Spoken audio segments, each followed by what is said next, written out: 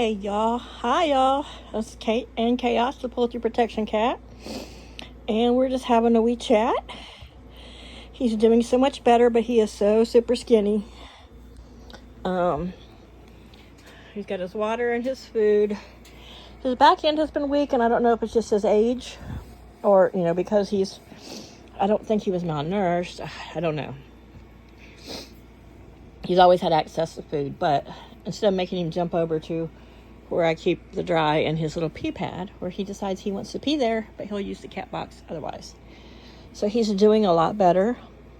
He has gone out and wandered around the house and checked out the food dishes and the water in the kitchen and the food dish and the water in the, I keep in the bathroom, and he's had the options to use those cat boxes and be with the others. But when I went out to make a previous video of the tree and the yard, and I left the door I shut it, but I didn't latch its knob. And he came when I came in. He's sitting here in the middle of my bed. So the bed's covered with a sheet right now because that's the world's worst litter. It tracks so bad. And of course, he jumps from it directly onto the bed. Yuck. So the bed's protected. Where I'm sitting is protected, but it's just, it is what it is. So every day I'm stripping the bed. Not totally stripping it. The protection for the bed, and it's got a big thick quilt wrapped around it, and then what I lay on I strip off. And in the hot summer, because it's just too hot with so many cats, I usually lay on top of the covers. I have a sheet under me, and then I cover up with a sheet or a blanket, and sleep in little t-shirt and shorts, PJs,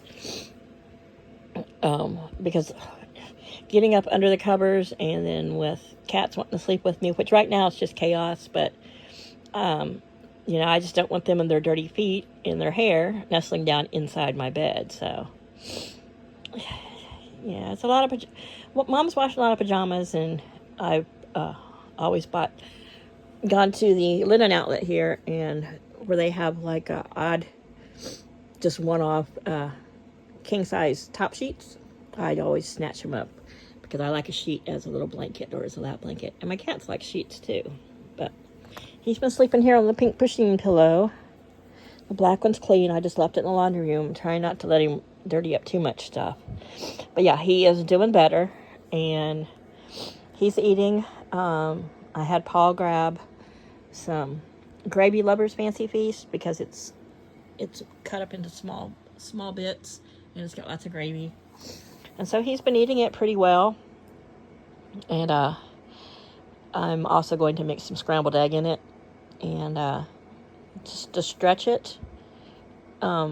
He's the only one that's getting it right now, and to just add more protein, and some fat to his diet. I'm trying to batten him up a little bit. He seems to be doing well. He's doing all the necessary cat things, eating, drinking, pooping. He's doing a lot of peeing, so he could be. I don't think he's diabetic. I think he's been drinking a lot. I think he got the seizures and maybe a little dehydrated, because I don't know how long he had been out there seizing to where the neighbors found him. So, but he's doing well.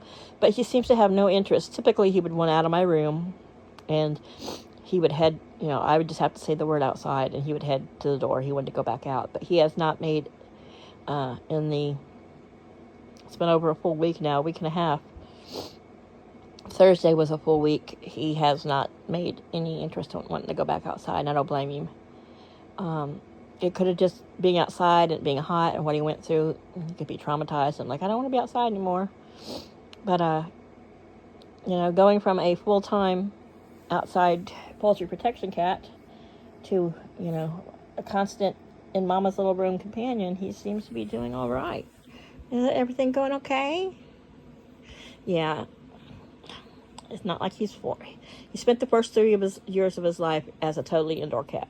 He's 14 now. Now in the winter, when we actually did have some hurricane weather, or we had cold, wet rains or snows or ices, or when it got just too cold outside, I always made him come in. And of course he would be unhappy and He didn't like all the other cats. And I will never have this many cats at one time again, you know.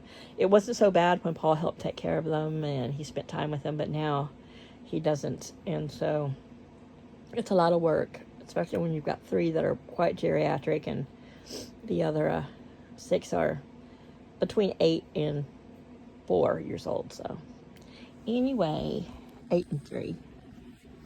But there's my sweet Chaos, and he's gonna stay in here as long as he wants to stay in here.